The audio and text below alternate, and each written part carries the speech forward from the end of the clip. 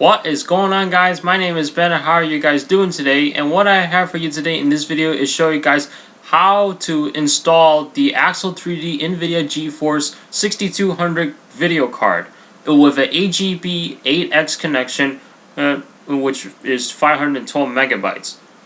So this process is a very simple process to do. All you have to do is plug the video card into the AGB 8X slot, which the PC I will be using is the eMachine T2895, and of course this applies to the same thing if you were to install any type of video card, whether it's AGB 8X or it's PCI 2, well, whatever the connections are. You plug these video cards into your motherboard, and that's it. You install your drivers and everything, and then that is all you have to do. Alright, so it's pretty much a self-explanatory process, and like I said before, it doesn't matter what connection it is, the process is exactly the same. Unless you're using a different computer case, such as I don't know, maybe a case that's smaller than a regular desktop case that uses a ATX or a micro ATX motherboard. I don't know. The process should be the same unless you're trying to change the video card on a laptop. I have no idea how you're going to do that because every laptop's different. Anyway, without further ado, let's get on to the installation process. Now, keep in mind, this video is meant for informational purposes only, so therefore, I'm not responsible for any damages that you could make on your PC, even though this is a very simple process. But if you happen to make a damage, then that's on you. I can't do anything about it. I apologize for that, but I can't do anything. You're taking this video at your own risk for your own instructions, just so you know. Alright guys, so this is the same machine that we worked on the last time when we upgraded the CPU on it. And you just want to make sure the power cord is off. And I'm going to slide the side panel, and I already unscrewed the screws here, already untwisted them just to save time. Alright.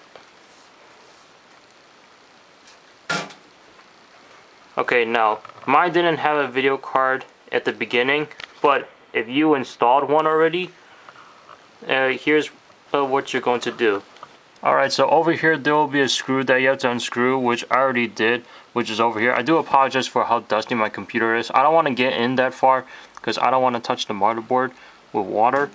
And then you see this little part right here. Some PCs won't have it, but some will. In this case, this particular one does. You actually have to pull this down at the same time, and then you're going to pull the video card out. Alright, so let me do that really quick. So I'm going to pull on one end here and then pull this video card out. And then your old video card slides out like that. And then I'm going to get the new one. I put it back in the back here. Okay. So I have the Axle3D card right here by Nvidia. I'm going to put it in. And make sure that these little tabs right here for the RAM is clicked in all the way. Otherwise, if you put it in there when it's like this, just this side only. I'm doing it right here because the RAM's already installed in there. But if you keep it like this when you put the video card in, then you try to get it out, it's going to be tough to get out. So just keep that in mind. Alright, and I'm just going to put this in. Alright, then I'm going to push it in. And there you go. And then I'm just going to put that screw back on really quick. Alright, so the video card is in there. As you can see, I got the VGA plug right there for the monitor. And here's the video card in there. Excuse the static noise that's coming from the speaker. I don't know, these speakers are very old. And here's the fan underneath. So let's turn it on and see what happens. And the fan is working. It's spinning, so that means the video card is in. So the computer seems to be booting up fine. And I don't know why I keep getting this pop-up message. In case you guys are wondering, these are speakers for an old Sony Vaio. I believe it was the PVC 530G. I know 530G was in there, but I don't know the exact model number. But as you can see, it says right here, video controller, found new hardware. Alright, so far everything's looking good. And what I'm going to do is pop in this install CD. What I'm going to do is, after installing the video card, I'm going to launch this right here, the Windows 7 Upgraded System by Microsoft, just to see like how well this works. Now it says this will support aerospace. Alright, so driver's installation. Oh, that's a cool sound. Alright, so I want to do, let's see, this is Vista, XP 64-bit. This is 32-bit, so I have to pick this one.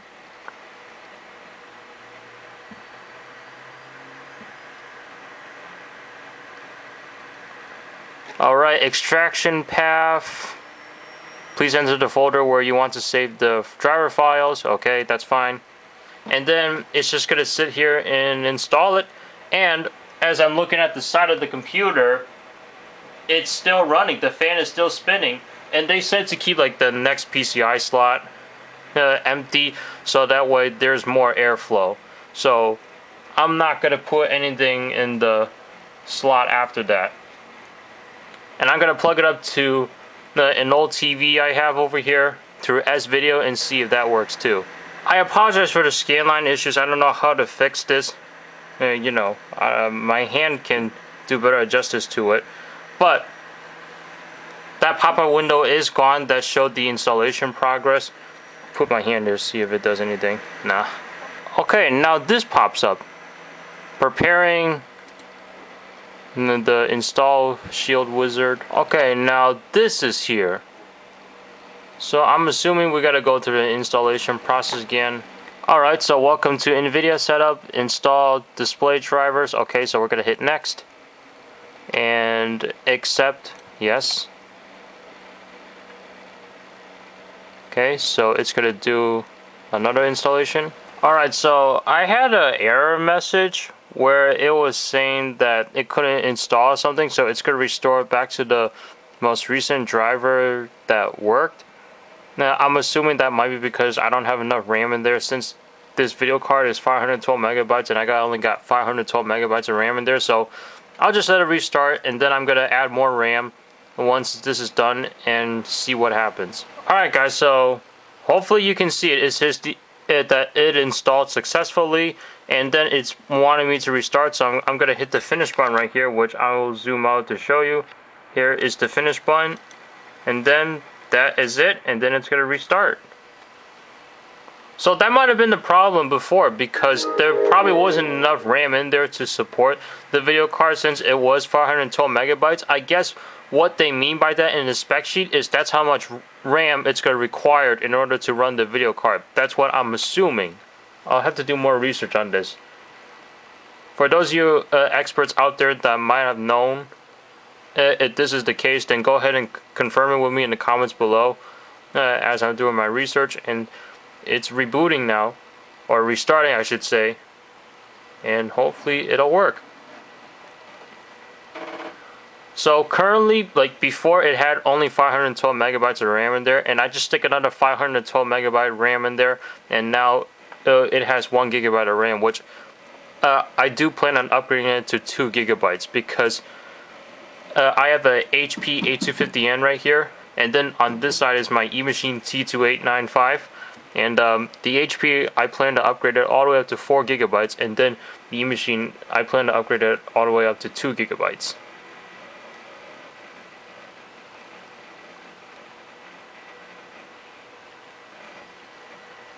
Of course, I am doing this on Windows XP, even though support has ended on it.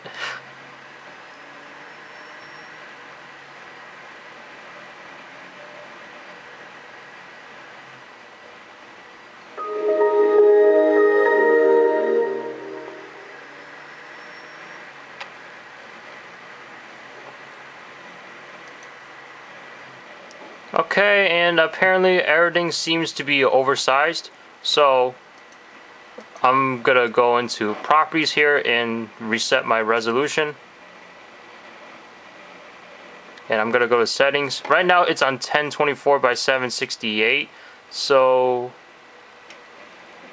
maybe I gotta do more. 1152 by 864. Let's see how this looks. Okay, this doesn't look too bad, but if I go in this way, yeah, see, it's gonna make it bigger. Bigger, but it fills up the whole screen. But I feel like this is too big.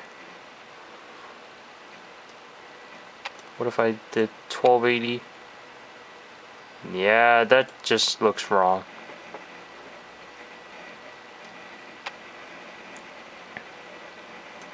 So I'll stick to the 1152 by 864. Alright, and there you go. So the resolution options changed after installing the drivers for that video card, and now I got like this whole black right here, but I don't plan on making this the main monitor. So now what I'm going to do is run the Windows 7 Upgrade Advisor. And I am connected to the internet right here. So I'm going to hit start check. And this is the program that Microsoft created to let their customers see like what's supported and what's not supported on their PC, what programs are supported and what isn't supported for Windows 7. And they also have one for Windows 8 as well. I believe over here, or actually on the HP, it was in the downloads folder. They also do have a Windows 8 upgrade assistant.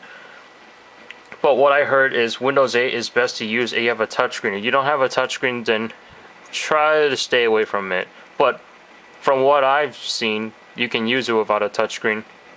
Alright guys, as you can see, Aerospace and 1 GB of RAM is officially done. 67.9, yep. So Windows Aero support is now compatible thanks to this video card.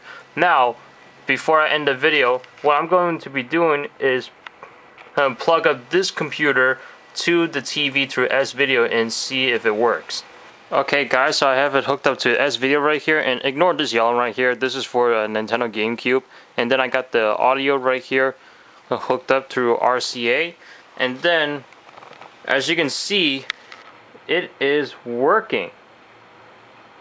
So you can see you got the full Windows XP right there. Again, scanline issues. I don't know what to do about that. But as you can see, you can hardly like read the text, so you're just gonna go to properties and then adjust your resolution if you have to. So as you, whoa, this is actually adjusted all the way up. So we're gonna hit apply, and then that's the best you can do for this TV, and then you can start using your stuff that way. Alright guys, that is it. That is how you install this video card into this PC right here. And of course, like I said at the beginning of this video, the process is exactly the same for whatever video card you got out there. Alright, if you don't like to use the integrated graphics that are built into your motherboard, or if you want a gaming PC and the integrated graphics are just not enough for you, then you can go out and buy yourself a dedicated video card. Make sure everything is functional, make sure everything is usable, make sure all the features are supported, whatever operating system you got. Alright, and thank you so much for watching. How do you guys like this video? Did you thought that this video really helped you out?